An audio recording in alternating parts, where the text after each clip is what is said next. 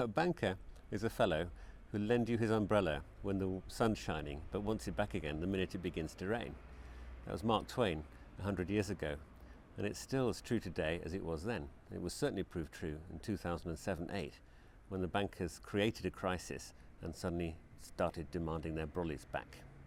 I'm Keith Carter, the author of The Umbrella Men, my debut novel, and it's set in the time of the bankers' crisis, 2007-8. You may wonder if it's still relevant, the crisis, 10 years later. And it certainly is. We're still suffering the consequences. For example, austerity is one of the consequences of the crisis. The British taxpayer owns most of a large retail bank, RBS. Nobody voted for that. Taxpayers worldwide paid $1 trillion in total to sort out the mess.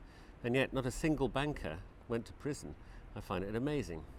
So people have asked if the book is autobiographical. And yes and no is the answer.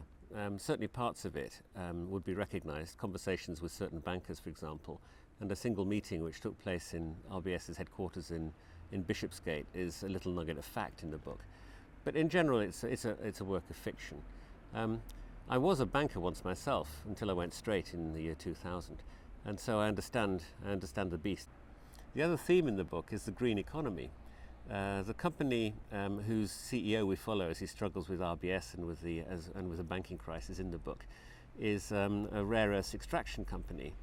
And it's a sector I chose entirely for plot-driven reasons. But as I got deeper into the research, I realized just how hypocritical we are about green economy. For example, rare earths are vital for such things as wind turbines and electric vehicles.